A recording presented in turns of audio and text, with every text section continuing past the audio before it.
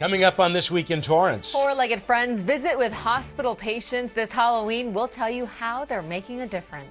Then a neighborhood in Torrance turns 90 years old. We'll take you to the celebration. And we'll tell you which new business will make your skin glow. Plus, El Camino College spreads awareness about driving under the influence. We'll tell you how. These stories and much more are just seconds away. Your local news starts right now.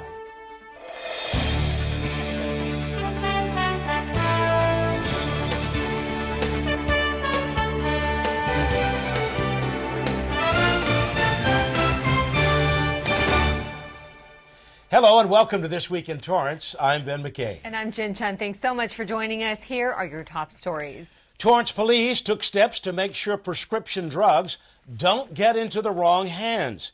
In just 4 hours, nearly 11 of these boxes were filled with expired and unused prescription medications dropped off by community members. Torrance police, along with other agencies, participated in the National Prescription Drug Take-Back Day. The last Take-Back Day brought in almost 1 million pounds of unused or expired prescription medications, which was the largest amount collected since the program started in 2010. According to the 2016 National Survey on Drug Use and Health, 6.2 million Americans misused controlled prescription drugs. The study shows that many times the drugs were obtained from family and friends, often from home medicine cabinets. The non-medical use of prescription drugs ranks second only to marijuana as the most common form of drug abuse in America. Proper disposal of unused drugs is important to protect the environment and save lives.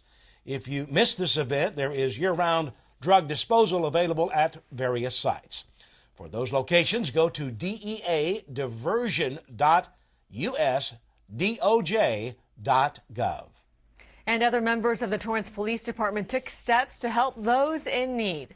Torrance Police Community Lead Officer spearheaded a project at Osage Park and the 405 freeway embankment by assisting the homeless and cleaning up the area. In early 2017, the officer started responding to many reports of large encampments, damages to both city and state property, and hazardous environmental conditions. Now, here are some before and after pictures of the cleanup. The Torrance Police Department partnered with the City of Torrance Special Multi-Agency Response Team to build a new fence line and Caltrans District 7 to clean the surrounding area. More than 20 people were offered housing resources. Community lead officers focus on addressing quality of life issues that oftentimes can't be properly addressed by regular patrol officers. They also work on street-level narcotics investigations, auto thefts, and other violations. One of Torrance's most popular parks has a new addition that is sure to make a splash. Torrance CitiCABLE reporter Jesse Pierre has the story. 3, 2, 1.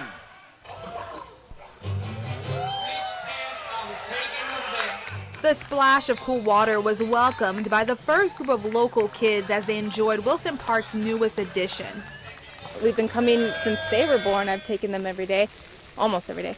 And the park, it was getting older, and it's nice to see that they're updating everything and making everything safe and new and having a new feature that they can run around. Torrance resident Alyssa Joya says she grew up visiting Wilson Park, and now she's bringing her own two boys to enjoy the park that she loves so much. It gets hot in the summer these days, and they can come cool down. My brother is going to splash around on me. With the project first proposed nearly 10 years ago, Community Services Director John Jones says it's been a long journey. When we went to the community and asked them what would they like to see in the place of the pond, they were all super excited about the potential of a splash pad. And due to the funding, the additional funding provided by Board of Supervisor Janice Hahn with LA County, we were able to make this a reality. The project itself was about $1.3 million to cost for taking out the entire pond and repurposing it. The splash pad is now open to the public. It replaces an older pond that was drained out 3 years ago during the drought. Now, the highlight of this new system is that it will save anywhere from 10,000 to 50,000 gallons of water a year. The splash pad itself is a recirculating system. So underground are large tanks and also the jets. So as this water travels up into the air, of course, it will then fall down to the ground, and it's going to gravity drain to these drains and go back into the 3,000-gallon tank. This splash pad itself is the most economical and water conservation technology out in the market. We're really excited about it. It's been hot lately, so we're enjoying that. And the playground's super amazing. It's just a fun family place to come. It's nice to see that they've upgraded the park finally. This one-of-a-kind splash pad is the only one in Torrance. You can find it at Wilson Park. It will open from 10 a.m. in the morning to dusk daily. For Torrance City Cable, I'm Jessie Pierre. Thanks, Jesse. The project also included new bathrooms and an outdoor adult fitness center, which is under construction. Wilson Park is located at 2200 Crenshaw Boulevard. One of Torrance's most historic neighborhoods celebrated a big milestone. The Friends of the Hollywood Riviera celebrated its community as it turned 90 years old. Together, the members unveiled 2 identifying signs in the neighborhood. The first one, a vintage stone marker at the corner of Palos Verdes Boulevard and Pacific Coast Highway, which was updated. It replaces the former City of Torrance sign and now spells out in new bronze lettering, Hollywood Riviera, Torrance. A new marker was placed at the corner of Palos Verdes Boulevard and Monte d'Oro. The group worked hard for 6 years to get their neighborhood recognized. Local residents feel the new markers identify their unique neighborhood. Community has thousands of people here. Many of them don't even know what the start of the Hollywood Riviera was, and this was our opportunity to give them that information. And we want it to go on for a lifetime or more. I think to have the recognition that this really unique, wonderful, wonderful neighborhood has a name for everyone to see, and it's really a wonderful celebration. The Hollywood Riviera was first established in 1928. Now, the goal of the Friends of the Hollywood Riviera is to promote the preservation and history of the original homes and community. In its early stages, 42 red tile homes were located in the Hollywood Riviera community. The neighborhood is proud to be home to 3,500 residents.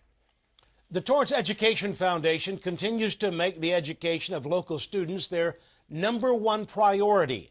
During the recent City Council meeting, members dedicated November as Torrance Education Foundation Month in the City of Torrance. Founded in 1992 by parents, teachers, school administrators, and other community members, the foundation helps bring needed resources to support teachers and students in the school district. The month is a time to join the Torrance Education Foundation. In the past 5 years, it has donated more than $6.5 million towards academic programs at all grade levels, including funding STEM-focused projects. It will celebrate a quarter-century of giving at its Silver Anniversary Ball on May 4th, 2019. The community is invited to attend. For more information, head to torranceeducationfoundation.org. November is also a month to bring attention to young children and teens who need homes. The Children's Bureau says since 2000, it has finalized more than 2,100 adoptions of vulnerable children in Southern California. National Adoption Month brings awareness to children and youth in the United States foster care system who need permanent families. In Los Angeles County alone, the foster care population exceeds 21,000 children, with 500 of them being siblings and older kids. The Bureau needs more adoptive and foster parents. Children's Bureau is a nonprofit leader in protecting vulnerable children through prevention, treatment, and advocacy. You can attend one of their meetings to find out more information. Their next one is in Carson on November 10th. You can call 213-342-0162 for more details. A one-of-a-kind program put on by the Torrance Area Chamber of Commerce is accepting applications. Leadership Torrance is a hands-on program focused on developing effective leaders from across the South Bay, and you can submit your application now. Once you are accepted, over 6 months, Leadership Torrance meets 1 to 2 times a month for a full day of on-site activities. The upcoming class will experience Torrance history, learn about manufacturing, industry sectors, and public safety. You will also have a better understanding of the South Bay business environment. To apply, go to torrancechamber.com. The Torrance Civic Chorale is traveling to the Big Apple in just a few weeks for a performance of a lifetime. Director Scott Riker and the chorale are invited to sing at Carnegie Hall, and they'll perform the music of Randall Bass on the Distinguished Concerts International New York City Concert Series. The musicians will join other choristers and Dr. Jonathan Griffiths, Artistic Director of DCINY, and says the Torrance Civic Chorale was invited to perform because they represent high-quality music and education, but are also ambassadors for the entire community. The chorale has been around since 1961 and is made up of members from the South Bay. It represents people from various professions and ages. It's under the sponsorship of the Cultural Services Division in the Community Services Department of the City of Torrance. Now, Carnegie Hall is considered one of the most prestigious venues in the world for classical and popular music. The performance will take place on November 18th. One of Torrance's favorite traditions needs volunteers. The first dry decorating day is around the corner, and it's not too early to become a Torrance Rose Float Association member and help out. And if you are interested in riding the float, the association has a Ride of Your Life opportunity drawing that will give you a chance to wave to the masses on New Year's Day. There will be a decorators meeting coming up on November 15th at 7 p.m. at the Katie Geisert Civic Center Library. To learn more about information, and don't forget, the Torrance CitiCABLE team will have complete coverage on New Year's Day. You can find out more information about the fun float-related activities at torrancerosefloat.org. Well, still ahead, four-legged friends dressed up to bring Halloween cheer. Plus, El Camino College hosts an annual fair to combat drunk driving. We'll be back in just a minute. When I was in high school, I was physically at school, but my mind wasn't at school. I had problems at home, and that's hard when you feel like you're doing it alone. That's when I met an artist, my mom, as I'll call her. She started helping me a little bit, like, Nia, I don't know what you're doing with your life, but your future is more important. She's my strength. Just being a support for those hard days and those hard nights, not giving up on me. Thank you to my mama. I wouldn't have did this if it wasn't for her. Today is for my mama and everybody who had my back. It takes a village to help somebody get their diploma. Some people think, well, maybe it's really not that big of a deal, but it really is. It changes your whole life.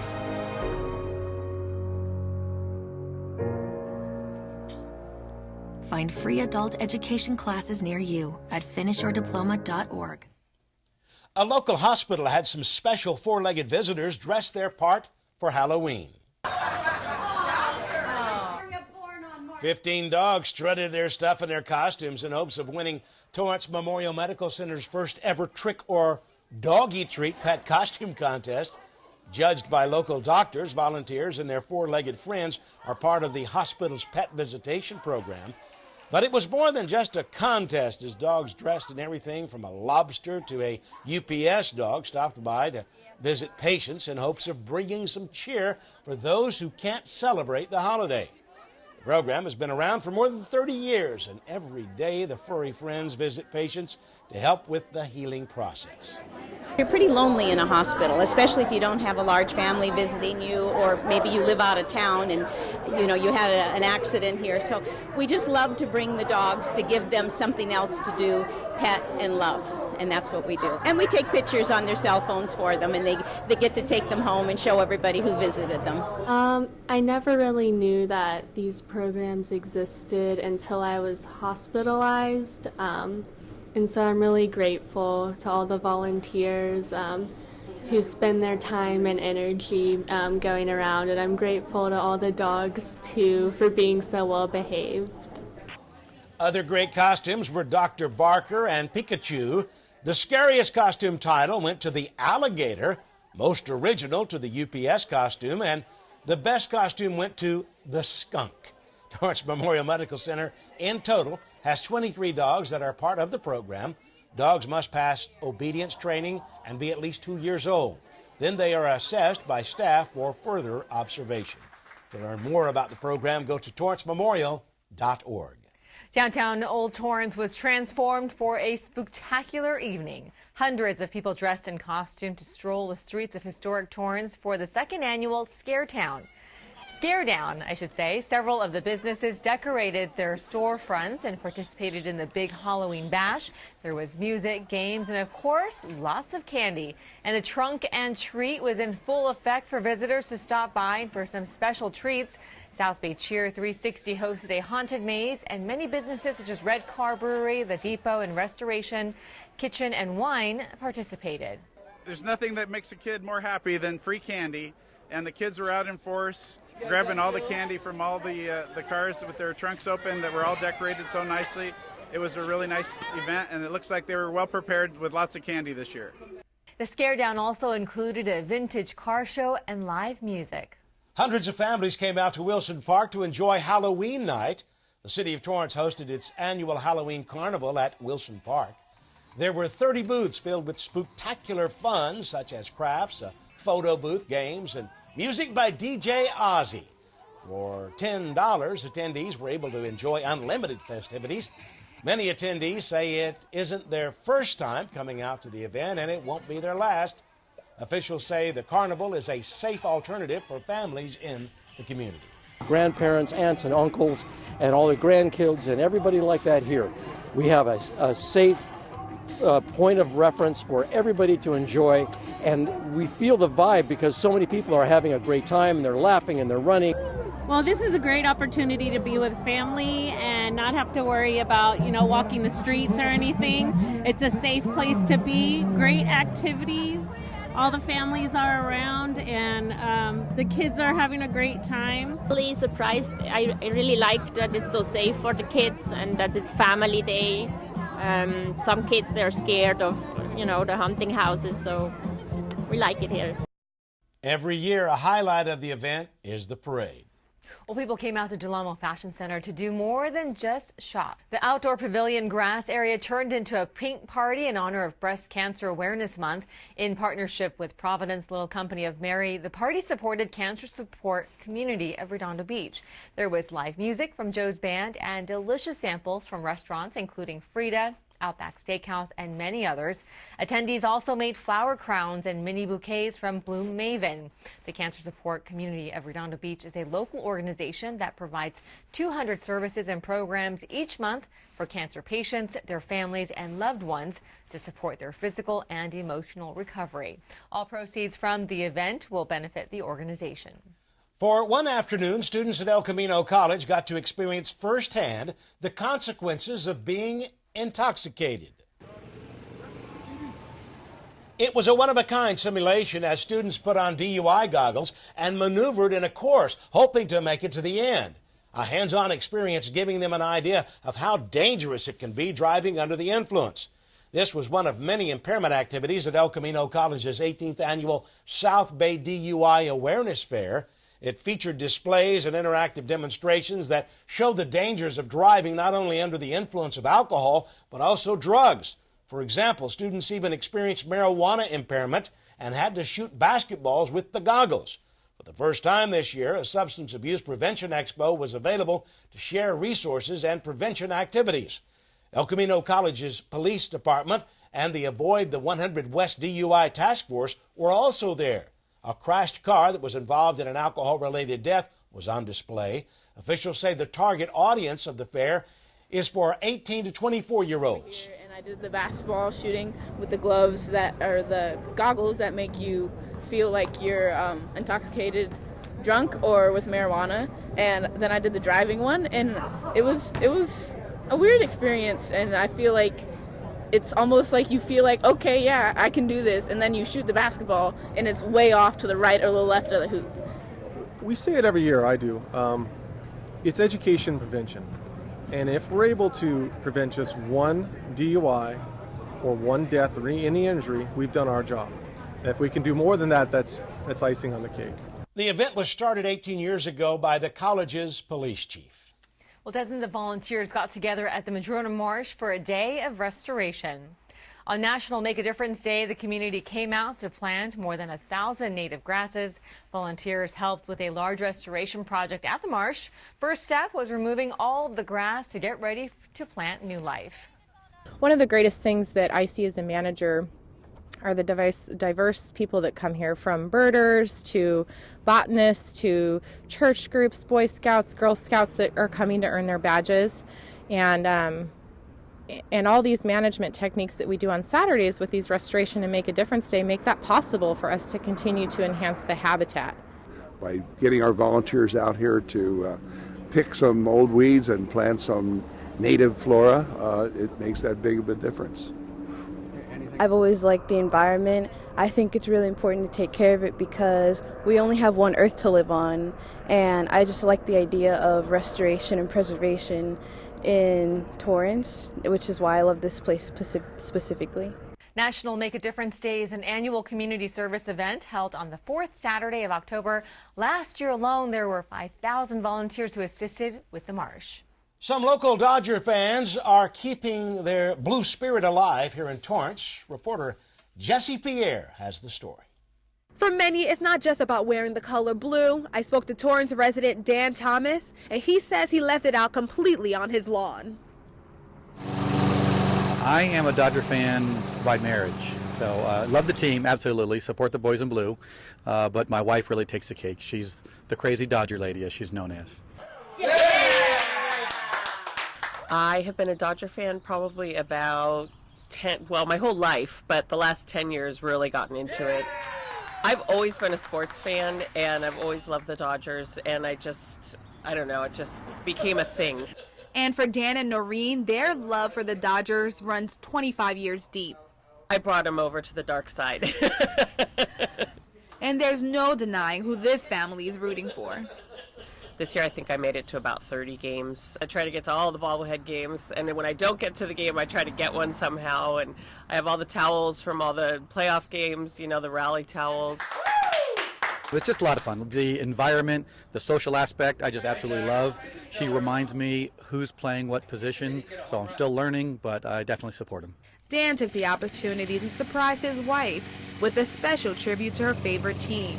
I was mowing the lawn and realized, it would fit there and decided just to go for it. It took Dan less than an hour to perfectly mow the iconic LA symbol into his front lawn. He posted it on Facebook, so I saw it on Facebook and I was like, whoa! So when I came home, it was very cool to see. While the symbol wasn't enough to bring home the title, the Thomases say there's always next year. For Torrance City Cable, I'm Jesse Pierre. Thank you, Jesse. It's been 30 years since the Dodgers won a World Series. Dan and Noreen kept the mowed symbol up until the final World Series game. Noreen says she will stay true to her team and vows to get a Dodger tattoo when they finally get that big win.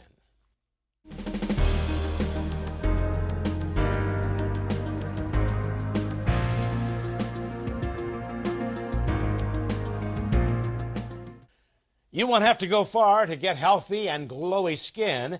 A skincare chain based in Newport Beach will be opening a location at the Del Amo Fashion Center.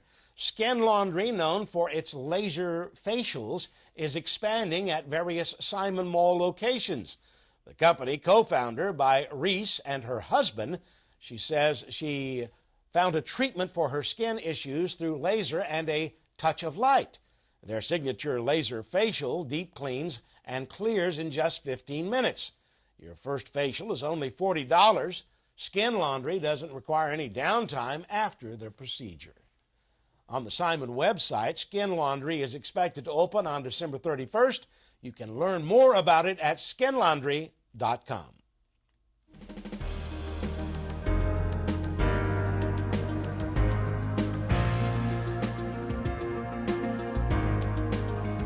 With the holidays around the corner, make sure you are taking steps to keep your property safe.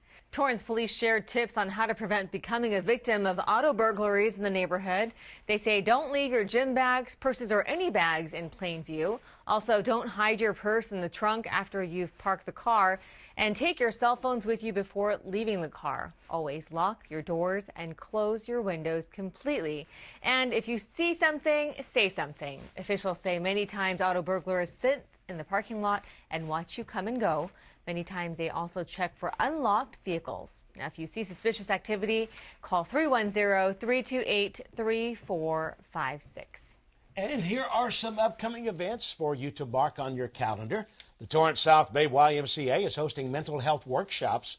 There are 2 free educational sessions by people trained by the Los Angeles County Department of Mental Health. Each workshop session is 11 weeks in duration and limits to 15 registered participants. Then on Saturday, November 10th, from 8 p.m. to 10 p.m., you can enjoy a performance of Silent Sky by the Torrance Theater Company. The play is about a true story of 19th century astronomer Henriette Leavitt. General admission is $30. And you can buy tickets right now for the Art and Study of Taiko recital. It will take place on December 1st and 2nd. It is hosted by the Los Angeles Taiko Institute and Asano Taiko U.S. Now let's go out to the sports desk. Danny, what do you have for us? Hey Torrance, here's what you'll see on this week's edition of the Sports Desk.